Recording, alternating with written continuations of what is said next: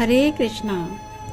योगेशं सच्चिदानन्दं वासुदेवं व्रजप्रियं धर्मसंस्थापकं वीरं कृष्णं वन्दे जगद्गुरुं। कृष्णं वन्दे जगद्गुरुं। सभी भक्तों का स्वागत है कृष्णा डिवोशन चैनल पर। हम सभी श्रवण कर रहे हैं प्रभु श्री कृष्ण की कथा को और अपनी आत्मा को एकदम से स्वच्छ कर रहे हैं ताकि प्रभु प्रियतम श्री कृष्ण हमें स्वीकार करें और हमें सभी को गोलोक में अपना स्थान दें, श्री चरणों में स्थान दें। श्री राधा प्यारी जू हमें एक्सेप्ट कर लें।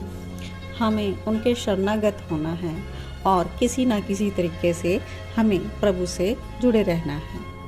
तो भक्ति करने और करवाने के उद्देश्य से ही हम प्रभु की कथा श्रवण कर रहे हैं और घर बैठे ही आप सबको यह कथा सुलभ हो पा रही है। तो इसके लिए प्रभु श्री कृष्ण का हमें धन्यवाद करना चाहिए कि उन्होंने हम पर अपनी कृपा की है। तो आइए बढ़ते हैं आज की कथा की ओर।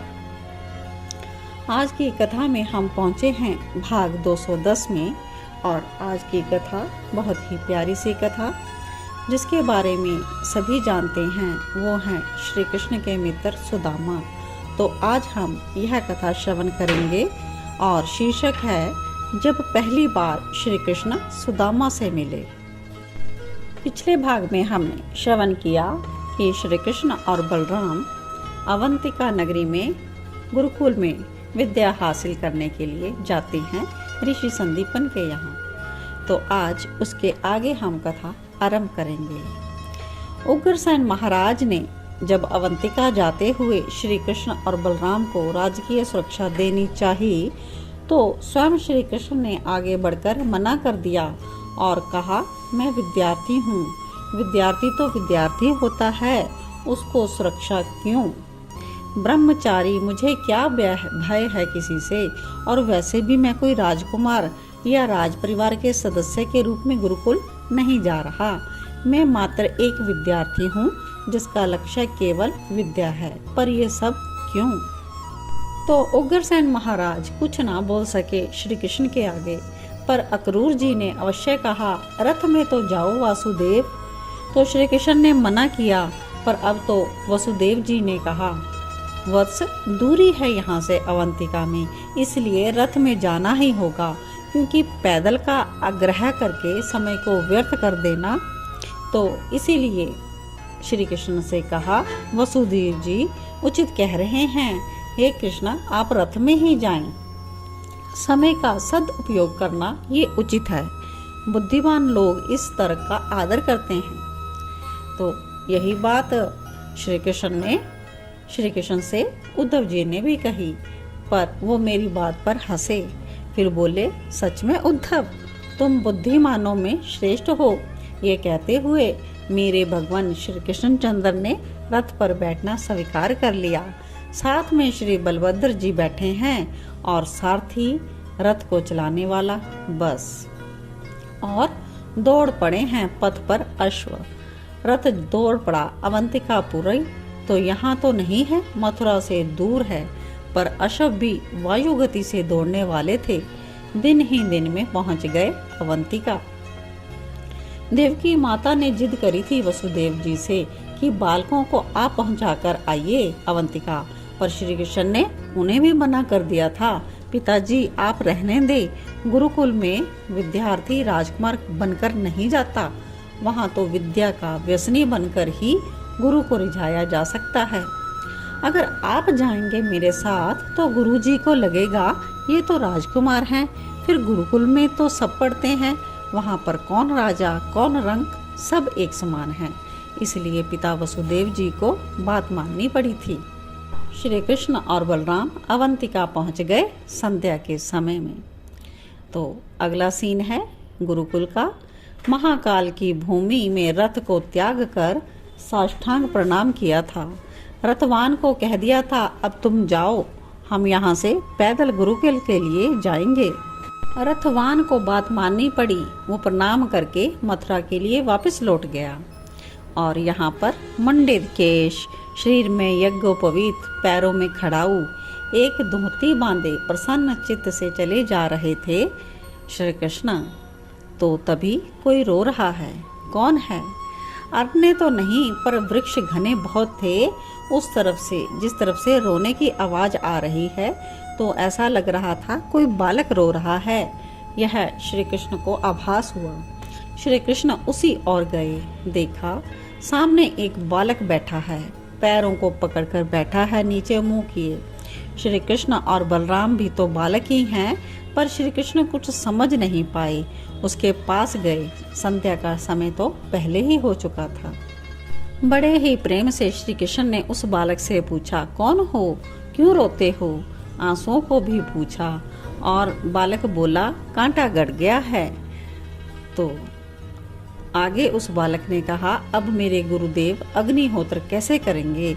मैं तो समीधा लेने के लिए आया था, सूखी समीधा यानी कि वन की लकड़ियां। देखो ऊपर देखो, कितनी सूखी समीधा तो वहां पर।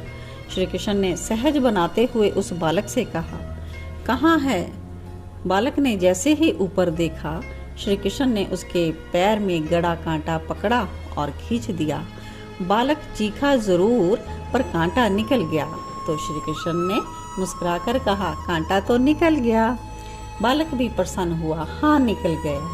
अपना हाथ दिया श्री कृष्ण ने उस बालक को और उठा लिया। और श्री कृष्ण बातें कर रहे हैं उसके साथ। पूछते हैं, क्या नाम है तुम्हारा? उसने उत्तर दिया, सुदामा। सुदामा मेरा नाम कृष्ण है, परिचय दिया। दोनों का परिचय हो गया। और तुम किस गुरुकुल में पढ़ते हो? समीधा बीनने लगे थे। अब सुदामा और श्री कृष्ण बलभद्र भी सहायता कर रहे थे। उसने बताया, यहाँ तो एक ही गुरुकुल है, ऋषि संदीपनी का। मैं वहीं का छात्र हूँ। और साथ साथ समीधा भी बीन रहे हैं। श्री कृष्ण सूखी लकड़ी को अपने हाथ में लेते हुए सुदामा को देते हैं। ये सूखी समीधा है, उसकी हेल्प कर रहे हैं। सुदामा ने श्री कृष्ण से पूछा, पर तुम कहाँ, किस गुरुकुल के हो? तो श्री कृष्ण कहते हैं, हम आज ही आए हैं, आ रहे हैं सीधे ही ऋषि संदीपन के गुरुकुल में। तो बालक बोला, अरे वाह, फिर तो हम दोनों मित्र बन सकते हैं। सुदामा ने अपना हाथ बढ़ाया और श्री कृष्ण सुदामा की सरलता देखकर आनंदित हो उठे और सुदामा का हाथ पकड़ते हुए उसे हृदय से लगा लिया। तो कहते हैं, हम दोनों आज से मित्र हुए, ठीक है? अब चलने लगे गुरुकुल की ओर, क्योंकि अग्निहोत्र का समय हो रहा था गुरुदेव का। सूखी समीधाएं सुदामा ने उठाई ही थी और श्री कृष्ण ने भी 4-5 उठा ली और बलभद्र ने भी उठा ली। हमारे गुरुजी यही सेवा स्वीकार करते हैं। उन्हें मतलब नहीं है सोना चांदी से। कोई क्षत्रिय उन्हें सोना चांदी की भेंट देता है ना, तो गुरु जी उसे गुरुकुल से ही निकाल देते हैं। अब ठीक ही तो है, हम तो ब्राह्मण हैं, हमारे पास कहाँ है सोना चांदी? हमने तो देखा भी नहीं।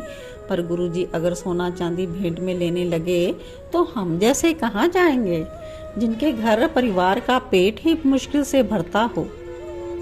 सुदामा बोलता जा रहा था, श्री कृष्ण उसे देखते जा रहे थे। हृदय का निश्चल, सरल, भोला।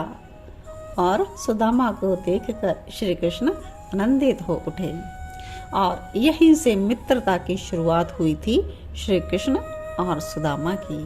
तो बड़ी ही प्यारी कथा हम सब ने श्रवण की और आशा करती हूँ इस प्यारी सी कथा ने आपके हृदय में एक गुदगुदी सी उत्पन्न कर दी होगी, एक कंपन सा ला दिया होगा कि श्री कृष्ण अपने कैसे मित्र बनाते हैं सभी को और उनको दूसरों में कौन सी बात अच्छी लगती है।